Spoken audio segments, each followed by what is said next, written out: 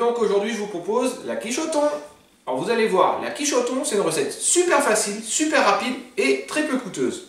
Et maintenant je vous propose de découvrir les ingrédients.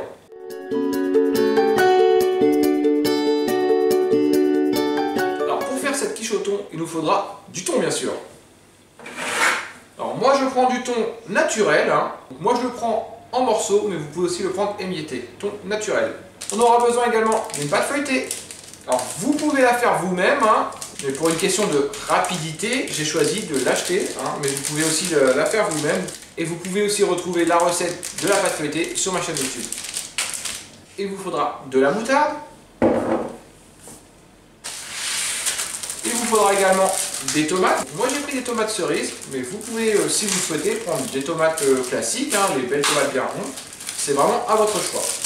Nous aurons également besoin de 5 œufs. Nous aurons également besoin de 100 g d'emmental râpé. Il nous faudra également quelques cuillères à soupe de crème fraîche et un moule à tarte. Et maintenant, passons tout de suite aux étapes de la recette.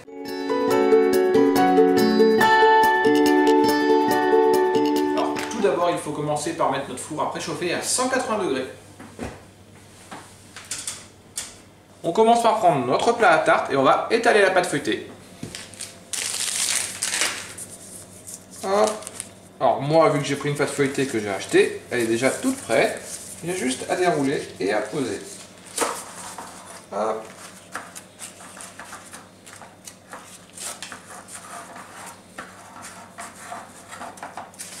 Et ensuite on pique un petit peu partout avec une fourchette.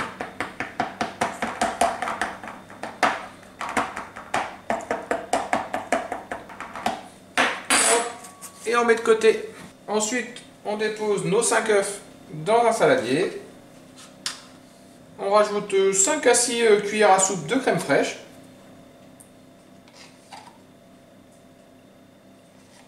On rajoute également 3 cuillères à soupe de moutarde.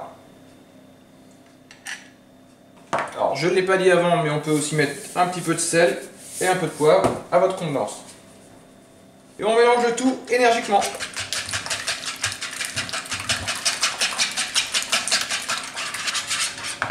On rajoute 100 g d'emmental râpé. Et on remélange à nouveau. Voilà, et on met de côté.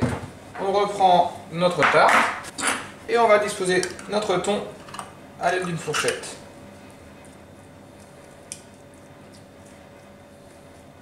Alors je pourrais très bien le mettre avec le mélange des œufs, mais au moins comme ça on contrôle exactement de manière à en mettre un petit peu partout en fait.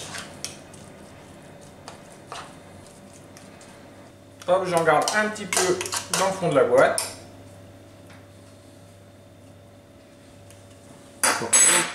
On ne tasse pas, ça sert à rien de tasser.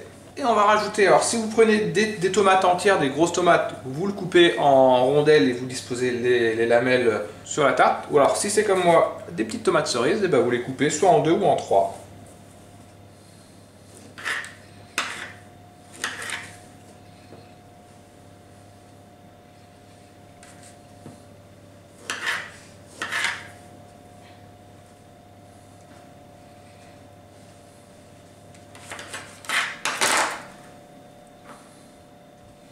Voilà, je pense que là il y en a suffisamment. Et ensuite on va venir verser notre préparation de tout à l'heure. Donc on remue un petit peu pour que le gruyère ne reste pas tout au fond. Et on va verser dans notre tarte.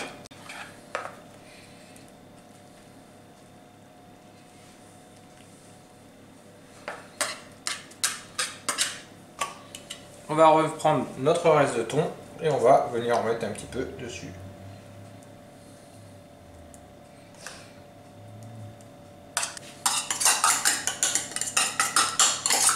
Et ensuite je vais mettre quelques petites tomates histoire de décorer un petit peu notre dessus.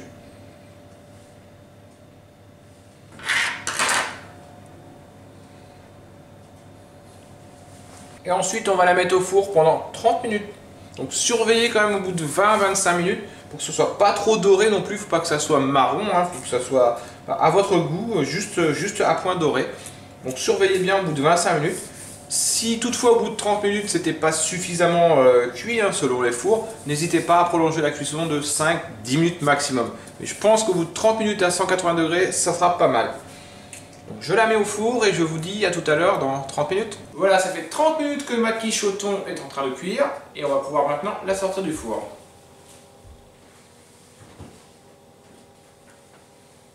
Et voilà notre superbe quiche.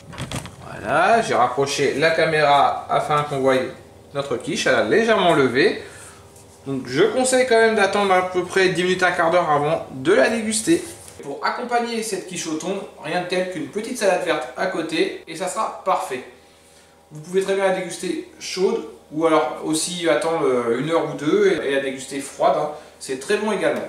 Donc et voilà, la recette est terminée, j'espère qu'elle vous a plu. Vous avez vu, elle est vraiment très simple, très rapide, pas chère, vraiment très peu d'ingrédients.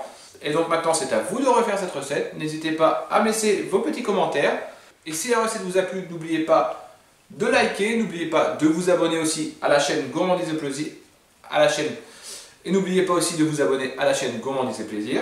Je vous dis à bientôt pour de nouvelles recettes sur Gourmandise et Plaisir. Ciao, bye bye.